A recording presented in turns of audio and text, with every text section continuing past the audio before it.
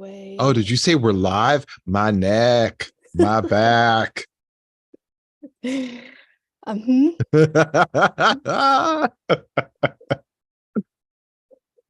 uh, I'm glad that the mic is so close to my tummy so you can hear me digesting a salad. You're welcome. Salads are ridiculous. You have to spend so long chewing. Right? And it's just stupid lettuce. It's like chewing on a goddamn leaf for an hour. So some friends of mine overheard a couple that might have been on a date or something. I don't even know who the fucking people were that they overheard. But the girl says to the guy, burgers are great, but also I like solids. And now like 10 people that have no idea who those people even were are obsessed with, did she say salads or solids? I like both.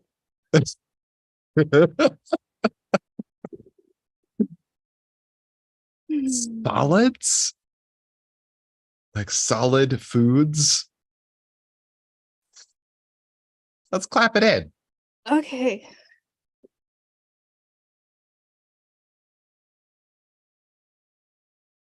Woo! Woo! What's up, guys? It's On Fire Tonight with Josh and Tressa. We are here today to talk about the show From, From, Season 1, Episode 6. This is your one and only warning. We're going to spoil it. So if you haven't seen it already, pause this, watch that, come back. You're back. Welcome back.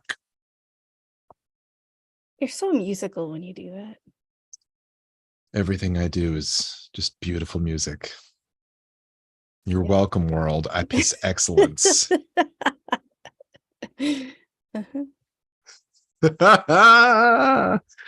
right. So it looks like I gotta jump right in. The MGM executives were like, where the fuck are they getting their electricity, you guys? You gotta do something about this. Yeah, somebody explain something to somebody. What the fuck is going on over here, you guys? You can't just explain one thing, okay? It can be a non-explanation. You just need to do something here. This is crazy town. Yeah, they're like, okay, so there's no explanation for the lights and the electricity. Let's make it more confusing, not less. So none of the electronic stuff in the house even has wires on the inside. Like Jim tries to like strip a wire and there's no wire inside. And then he looks at the plug that goes into the outlet and like one of the plug prongs is not even there. Nothing should work. No. Why are the lights working? Tabitha starts smashing in holes to like search for electricity, I guess. And then she starts literally digging a hole to China in the basement. I forgot to record. Uh-oh. Oh, shit. Should we start over? We should start over. Let's do it. No, I don't want to. You don't want to? I'll just piece together this and what I started recording just now. It's fine. Okay, should we do a clapping thing as a... Yay, just for me, though. Okay. That was the pickup clap. Yep. It's fine. Okay.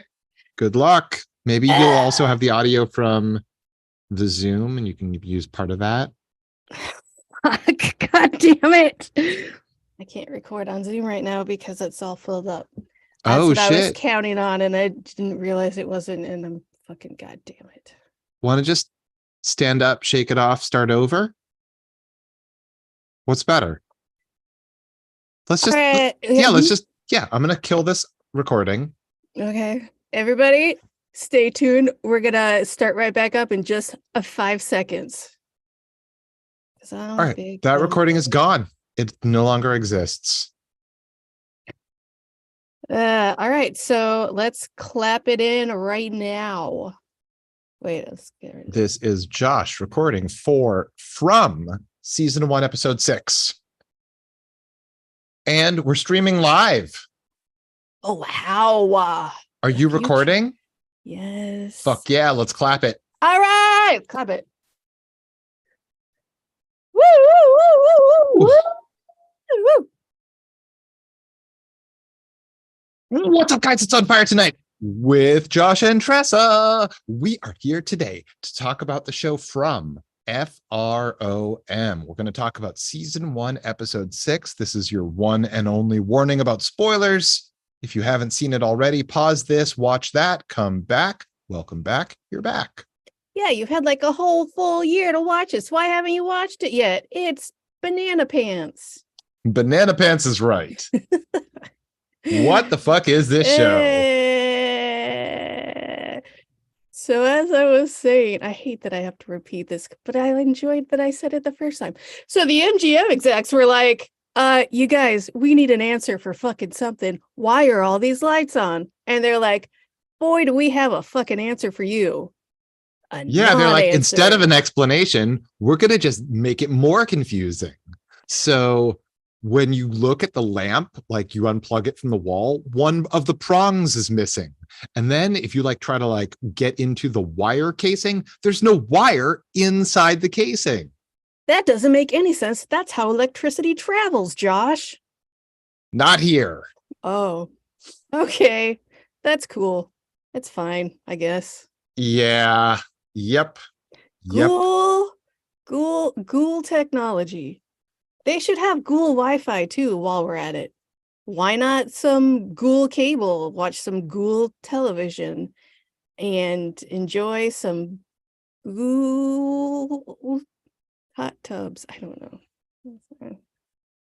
Yeah, what are ghouls into? Oh, they are for sure into jacuzzi parties. Ghouls are into jacuzzi parties. Yeah. You know, like the ones that look like giant barrels and they're like having hot toddies, naked, and big soup of ghouls. Mm-mm. So, okay.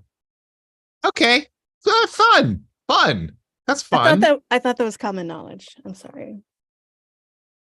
So there's a lot that happens in this episode, quite frankly, even though nothing in the plot progresses. But a lot of things happen. Yeah, things are all over the place. All right. So we established previously that Boyd has got a tremor starting. And we learn in this episode definitively that he has Parkinson's and the check is in the mail. Or so he thinks, because there's no way to get a positive diagnosis in Crazy Pants Town. But his dad had it, so it's definitely the same thing. All right, so the priest is giving a sermon at the beginning. It's sort of like the funeral, whatever, for Nathan, who's getting buried. And he's giving this whole speech about a duality between chaos and faith. And then after the ceremony, the priest packs up his stuff. On his way out. No, he doesn't visit anyone. Because, look, Tabitha's here to drop off the stuff from that family. She's like, get this nasty shit out of my house. You probably want it, right? And he's like, yeah, cool, thanks. Oh, also, hey, priest guy, are we dead? Nah, we're not dead. That's crazy. Anyway, I gotta go. I got a kidnapped girl downstairs. I gotta talk to you real quick. Yeah. Nobody's even asking questions like, did they find Sarah's body or anything like that? No, like no one mentions her. She's just tied up, bound and gagged in the priest's basement. And the priest is like, so I'm going to need you to like explain the voices to me, please. First off, did he catch her when he chased after her and then automatically went back to the farm like that after he tied her up in the church basement? Did he go and find her later? How the fuck is she in that basement? Well, here's the thing. When he showed up on the scene and she was like, you know, cradling her dying brother or already dead brother, he looked at her very disapprovingly. Oh, how I can't believe you would kill your brother. No, even more disapproving than that. Like, how so like you defied me personally. I can't believe. So I think she must have known to go to the basement and tie herself up and wait for him. That's the only thing that makes sense. Okay. Yeah, I think that makes sense. I think that they're like outside of the fuck cult, the priest and Sarah have a BDSM thing. Oh, yeah, that makes sense. I guess. I mean, aren't all priests into BDSM? And anyone that's into priests are also into BDSM? Yep. Right? I'm not Catholic. I don't know. Me neither. Me neither. But like I consume popular culture. I have a subscription to the newsletter of Card and Party Warehouse where I get their costume catalog every year. I know how it works out. Sex priest. Pregnant nun.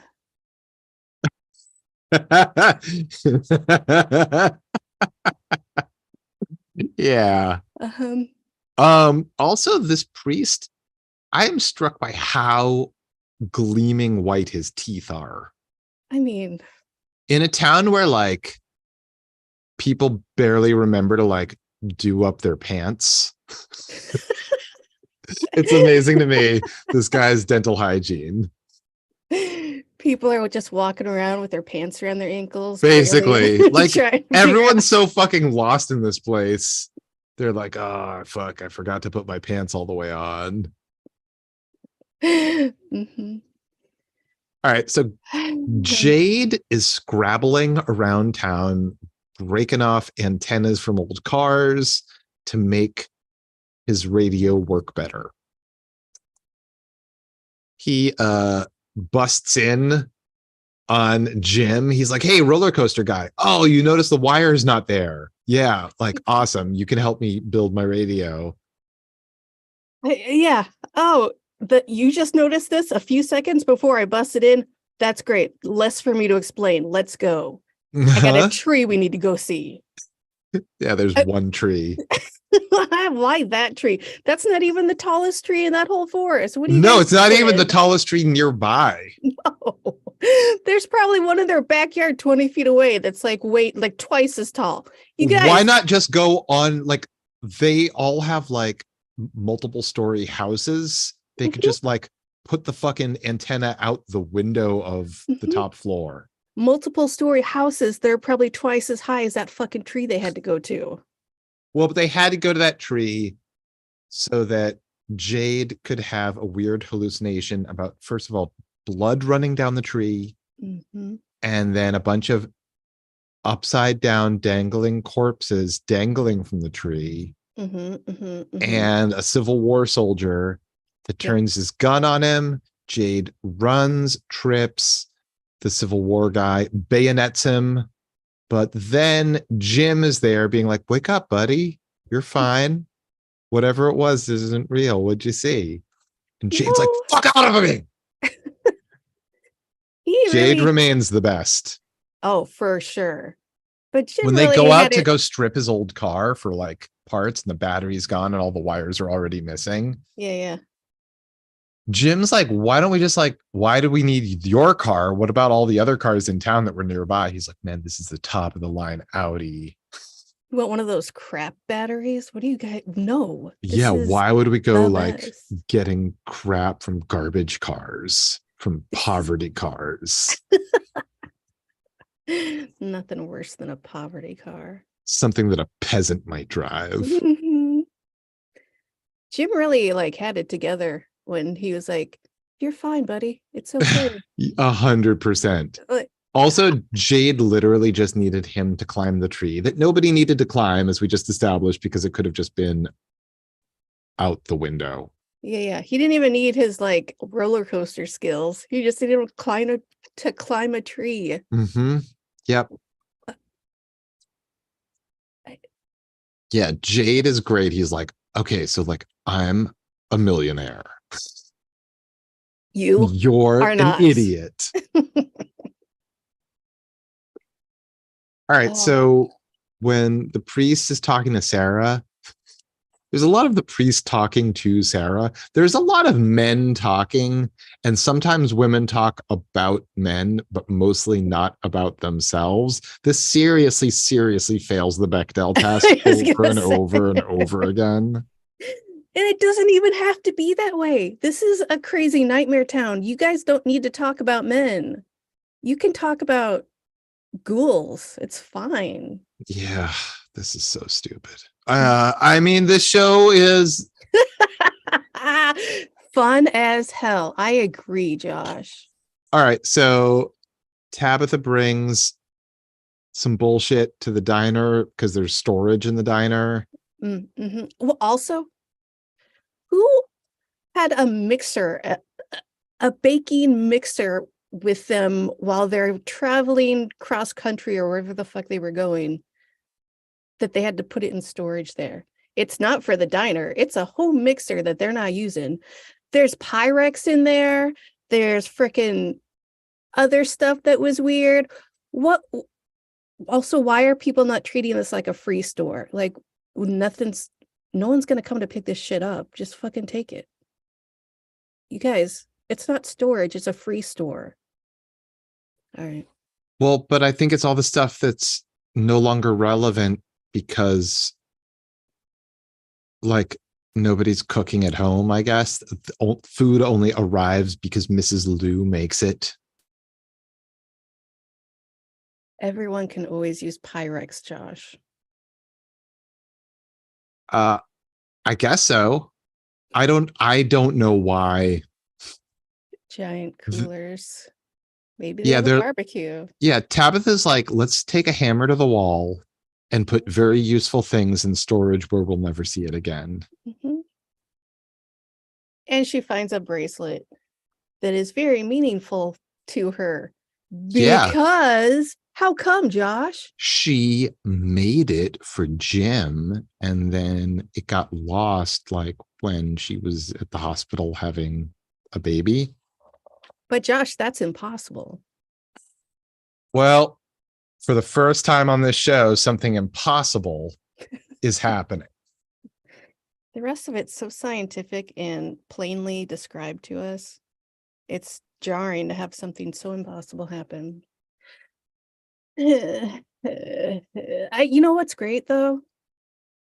How Ethan blathers on about dragon hordes and a map of the rainbow sky, and it's like, Yeah, we know. it's We get fucking got for great. Go tell someone else.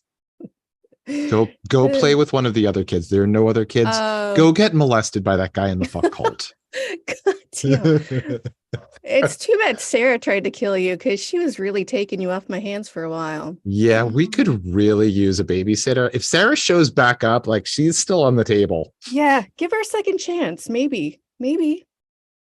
No, what's great is Fucktown or no, Fuck Cult is really sticking to their guns and living up to their name. And I cheers to you, tip my hat. I Always guess somebody. so. I guess so. That okay, again, I've already said this, and I will continue to say this.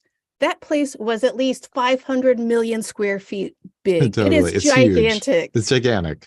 And these people are sleeping, sitting upright in chairs. Like every room that they walk through, there's like people in chairs, like lying on love seats, kind of. It's like the most uncomfortable sleeping situation on earth. Why? It's a giant old frat house, but like a lot of the rooms have already been taken. So it's when you like, show up here, you got to wait for somebody to get murdered before you get your own room. Man, just leave the door open at that point. Right? Hey, let me just grab this talisman and I'll see you guys on the flip flop. That place is like 4 times the size of a frat house. There's no way there's not like 20 empty bedrooms in there. I will take an empty room with no bed. Don't make me sleep next to creepy guy and fuck twins over there. No, thank you. Wait, which one is creepy guy and who are the fuck twins? I don't know. I just assume there's plenty of them. Because there seem to be a lot of yet to be named characters. I mean, according to that night scene where everyone's sleeping, there's like 180 more people living there that we even knew about because there's so many people sleeping right next to each other on like wooden chairs, wooden love seats. No, absolutely. You know what? I'm walking out of that house if you make me sleep sitting up in a wooden chair. Absolutely not. Mm-mm. No. Okay.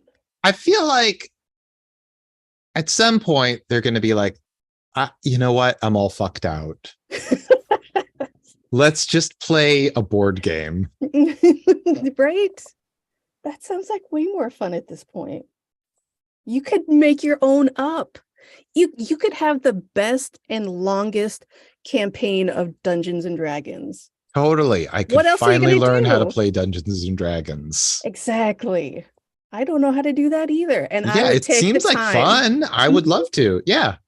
It's like improvising with dragons. And even Ethan could come because he won't shut up about them. Yeah, he'll be great.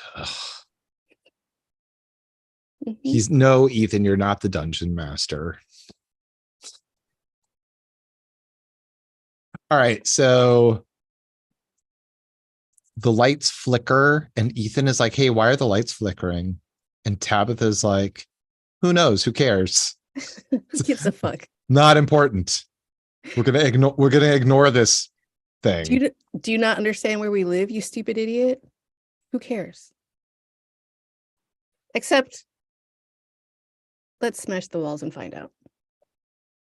So priest guy and Sarah like no longer has her gag on, and he's like, blah blah blah, the Bible, maybe there's like a new Bible book being written right now that we're the stars of, and the voices in your head are part of that. I hate it. Yeah, she's like, okay, whatever, man. So the voices in my head told me that they need to go home just like we do, and they told me that 2 cars were going to come. They told me where to stand. They told me that I could save everyone, and just give me like a pen and paper. I need to like write some stuff down. And then she scribbles out like all sorts of information from the voices Uh-huh. about how they watched him when he first arrived, the priest, bury a bag. They saw it, and she like draws some shit, and then he digs up the bag. In the bag, there's some whiskey, there's a bloody priest clothes, and there's a chocolate bar with a very unusual like character logo that she drew. Oh my God. She's telling the truth about the voices. Meanwhile, Jim is standing in the field next to a tree, and he starts tuning in the radio, and it's crackling for like, how's it hooked up to power? We've already established, who cares? But they did have a battery, so Wait, where did they get the battery from? I don't know, but exactly. I saw them holding a battery though. I know they didn't get it from the Audi because somebody already took it. Maybe they took it from the RV, even though they didn't show them going anywhere near the RV. Jim just looked at it like, that's my RV. Yeah, so he's like, hello, hello. Nobody answers back, but there is static. Yeah. Meanwhile, at the diner, Jade is scribbling that like weird symbol thing. Oh, he saw the symbol thing also on the tree or whatever. So he's scribbling that, and Mrs. Liu makes him drink tea, and he's like, oh, this is actually quite good, thank you. And then she sees what he's drawing, takes the drawing, goes back into storage. He's like, hey, what's all this stuff back here? And then she digs up an old notebook that has something very similar. Yeah, that has some similar symbols in it. Yeah. Boyd goes to the clinic, and he's like poking around. He went to go talk to, I guess, Christy. I don't know. But he goes in, and he goes to see, he opens the room that Kenny's dad was found in. You guys, please just clean up the bloody scenes. Come on. Nobody is interested in cleaning. Come on, somebody. It's gross. It is a biohazard. It's yucky. Anyway, so Christy's like, you know what Kenny really needs? He doesn't need a sheriff. He needs a dad. And Boyd is like, God damn it. Which was the funniest reaction ever. Yeah. Mm-hmm. Yeah. Yeah. Made me He's laugh. I hate doing that. no, No. he's like, no, it's not that. It's that I've already failed at this before, so I have to try again. I'm really bad at that. I'm going to get a ball because Kenny's 10 and I'm going to be a dad now. I'm really bad at There's this. one way to do it. It's to play catch. Josh, there's one way to do it. That is as it. we've learned from television. Mm-hmm. Mm-hmm. Mm-hmm. Sports. Let's play catch. Let's just play catch. Yes. Let's just play catch. And then you are a dad. Yep. That's all it takes.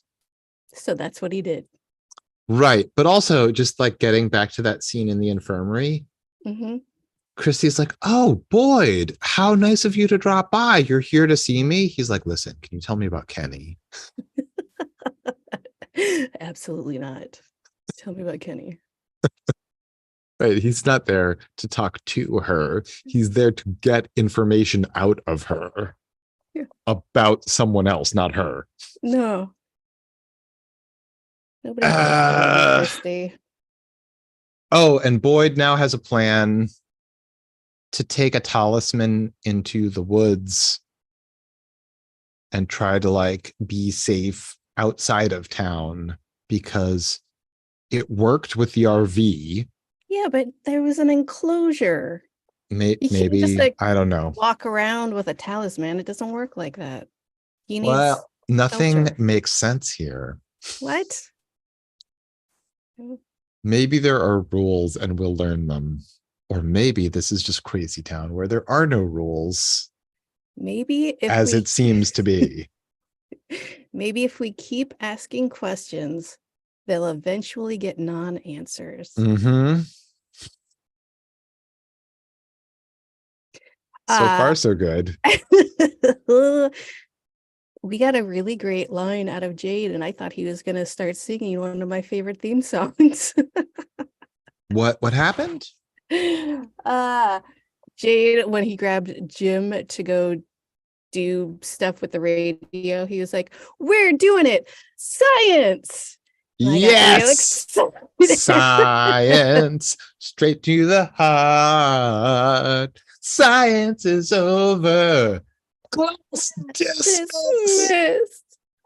Yeah, that I got real excited when he said that because I was like, "Oh, he's gonna do it. He's gonna sing. He's gonna sing this theme song that no one's thought about in 40 years. This is so exciting." He didn't do it.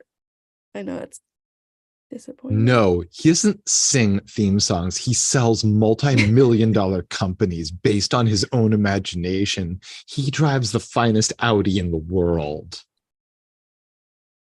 Yep. So anyway, it's night at the fuck cult. We see a guy who we've never met before. Oh, wait. Previously in this episode. What's Julie? Julie is her name. Yeah, early on, Julie steals flowers that somebody put into a nice bouquet on a porch. And she's like, "Oh, this is nice. It's mine now." And that's how things work at the fuck cult. Yours, what's yours are mine. What's mine is yours. Somebody gathered some flowers. I'll take these. Thank you. And then her buddy walks in. She's like, "Oh, those are nice." She's like, "I know. I found them. Aren't they great?" What? I mean, I get it. Fatima is such a non-character. She's like, "Hey, buddy, let's go have fun doing laundry together. It's women's work." That's where they get to steal everyone's clothes. Right. We're going to handle all the underwear in this entire cult. Oh, yeah. Oh, like they wear underwear. Shut up. JK. Yeah, so Fatima walks in, she compliments the flowers. She's like, "I know, I just found them that way. All right, let's go get off and do laundry." And then the camera lingers on the flowers, which have been brought from outside inside. And there's something ominous about that shot, right? Yeah. And obviously It's because she stole the flowers. And now we know that Julie is a thief. That's it. But wait, Tressa, there's more. What? So at the end of the episode, it's Mhm. night inside the fuck cult house. Mm-hmm. Everyone's Almost sleeping everyone's nuts to sleeping, but we butts. hear some moaning in the background. Blah, gross.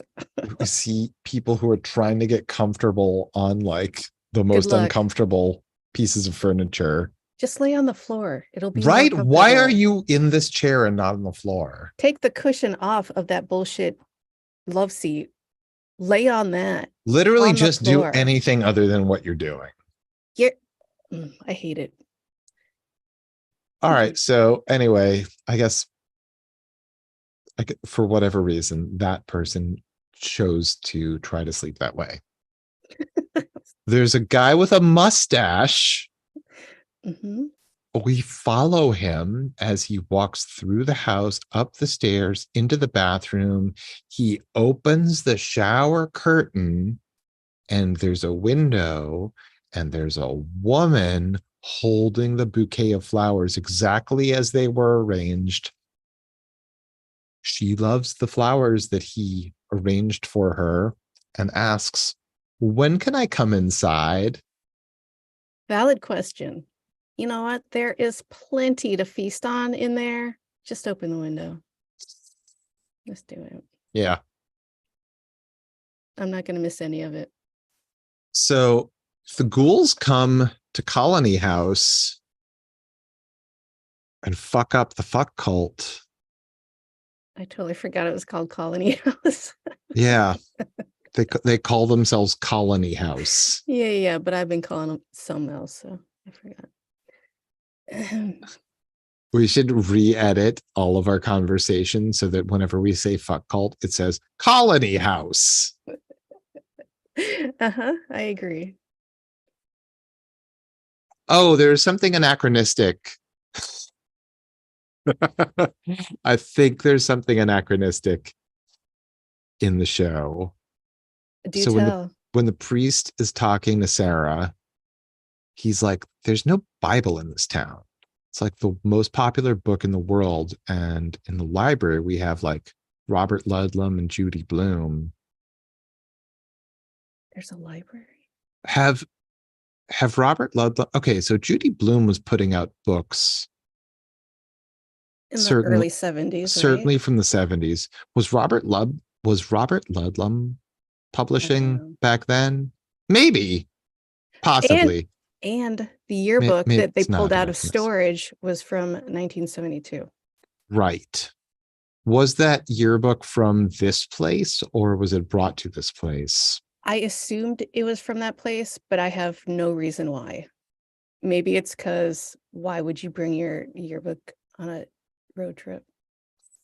I don't know.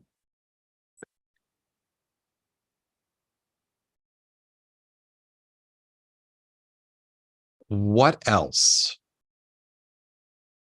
All right, so we've got possibly a functional radio, or on the way to being a functional radio. Or something.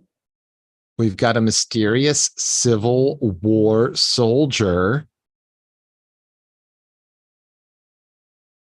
We've got a tree full of corpses.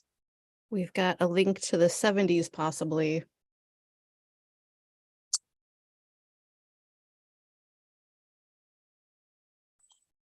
This episode has been covered, bro.